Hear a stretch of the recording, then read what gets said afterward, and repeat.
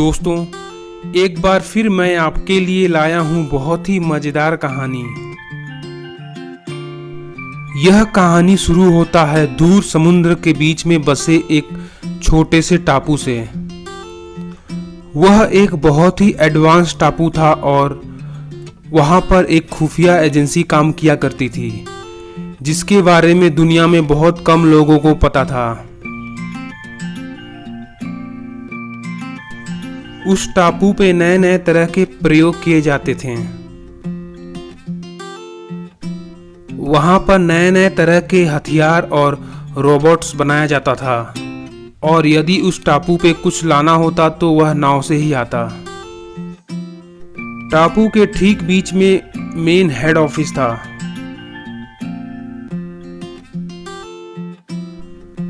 वहां से वह सभी ग्रहों पे अपना नजर रखते थे और यह पता लगाने की कोशिश कर रहे थे कि कोई एलियन है कि नहीं।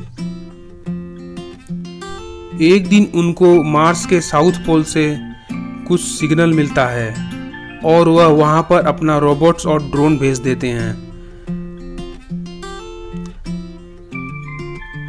लेकिन कुछ देर बाद उनका ड्रोन और रोबोट काम करना छोड़ देता है।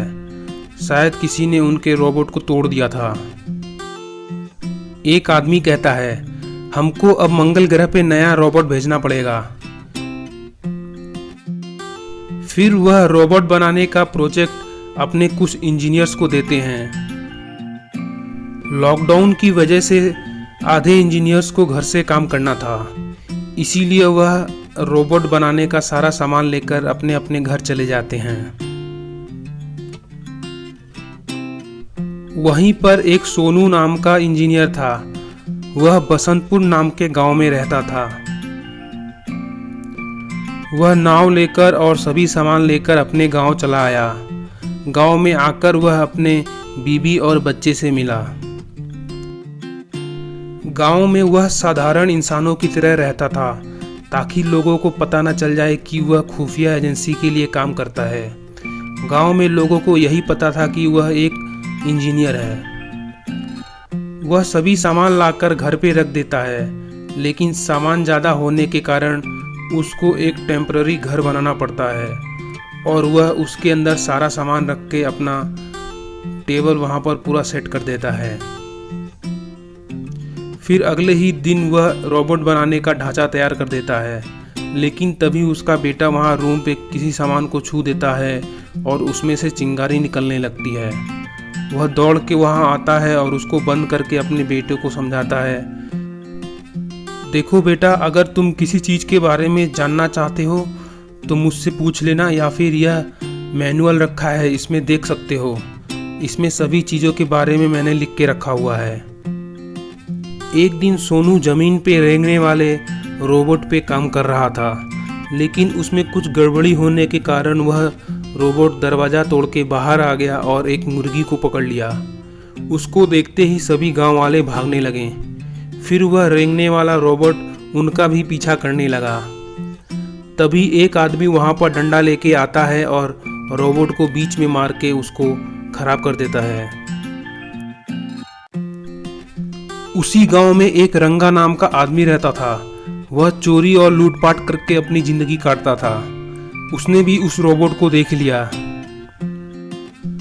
कुछ दिनों में सोनू ने अपने रोबोट को आधा तैयार कर लिया था और एक दिन वह अपने रोबोट की टेस्टिंग कर रहा था। यह सब रंगा अपने दोस्त चंपू के साथ छुपकर खिड़की से देख रहा था। तभी चंपू बोलता है, भाई आज रात को चोरी कर लेंगे, मजा आएगा। अगर ये भाई रुक रुक रुक रुक, मारेगा क्या मेरे को? फिर चंपू और रंगा छुपकर रोबोट को रोड के पास छोड़ देते हैं और छुपकर वह रोबोट को कंट्रोल करना शुरू कर देते हैं।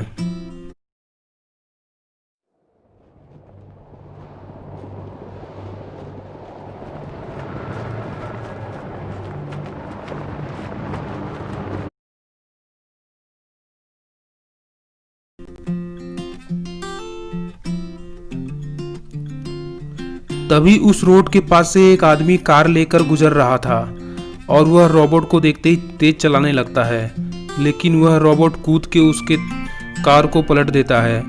वह आदमी डर के भाग जाता है, कहीं कार के अंदर उसको भी ना दबा दे रोबोट। इस तरह वह डराकर लोगों को सामान छीन लेते थे।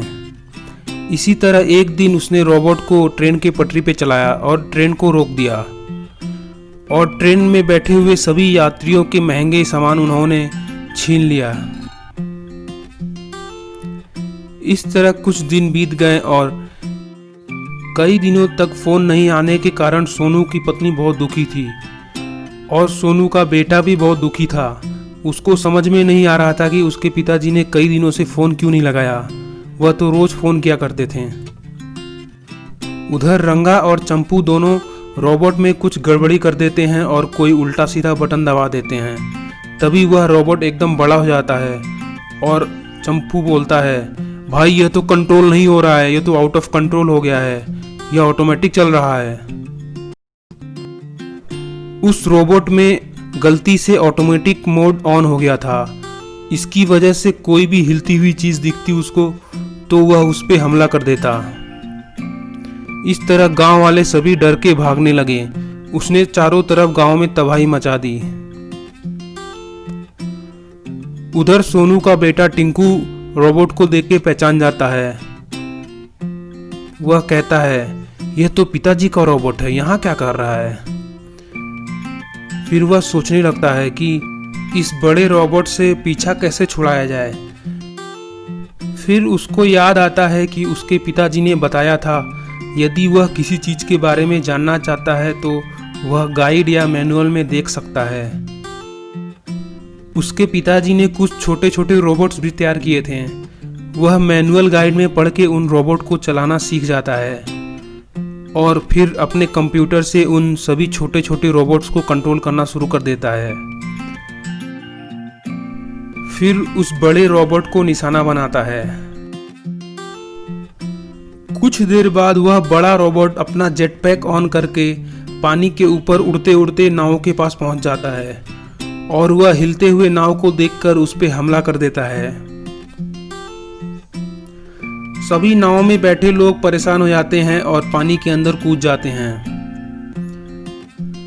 फिर उनके नाव में आग लग जाता है और उसके टुकड़े टुकड़े हो जाते हैं। फिर कुछ नाव वाले तैर कर किनारे आ जाते हैं।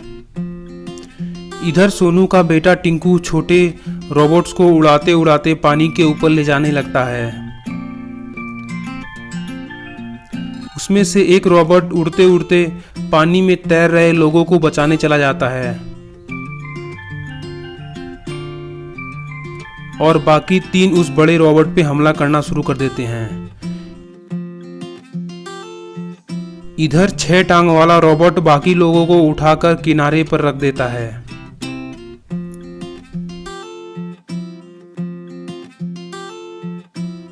सभी लोग उस रोबोट को देखकर एकदम हैरान हो जाते हैं। फिर वह 6 टांग वाला रोबोट उड़ते उड़ते उस बड़े रोबोट पे हमला करने चला जाता है।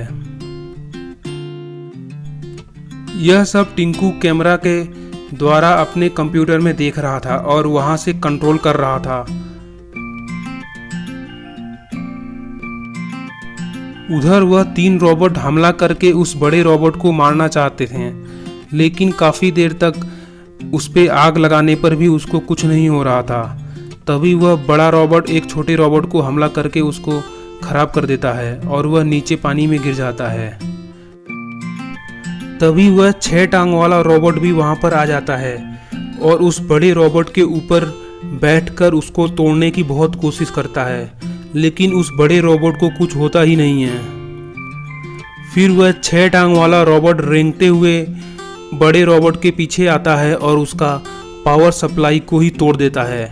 पावर सप्लाई के टूटते ही वह बड़ा रोबोट नीचे गिरने लगता है। फिर वह तीनों रोबोट उड़ते उड़ते ही उस गिरते हुए रोबोट को पकड़ लेते हैं और उड़ाते हुए किनारे पर लेकर आते हैं। उसके बाद टिंकू कंट्रोल करके उस रोबोट को अपने घर के सामने लेकर रख देता है और बाकी सब भी वहां पर आ जाते हैं। कुछ देर बाद टिंकू 6 टांग वाले रोबोट को उड़ाते हुए चारों ओर देखने लगता है कि ये सब हुआ कैसे। तभी वह देखता है कि वहाँ पर दो आदमी रोबोट के बारे में बात कर रहे हैं। वह उसको रिकॉर्ड कर लेता है और पुलिस वाले को भी बुला लेता है। उसके बाद वह दोनों चोर अपनी गलती मानते हैं और पुलिस वाले को बताते हैं कि उन्होंने किस तरह रोबोट चोरी किया था और उन्होंने सोनू के साथ क्या किया। जब सोनू का नाव डूबा था तब सोनू एक लकड़ी के टुकड़े पर बैठकर अपना जान बचा लेता है और तैरते तैरते एक टापू पे आ जाता है। एक दिन उस टापू के पास से कुछ नाव गुजर रहे थे। सोनू हाथ दिखाकर उन नाव वालों को बुलाता है और उसमें बैठकर अपने घर चला जाता है। दोस्तों, अगर आप इस कहानी का पार्ट 2 देखना चाहते हैं तो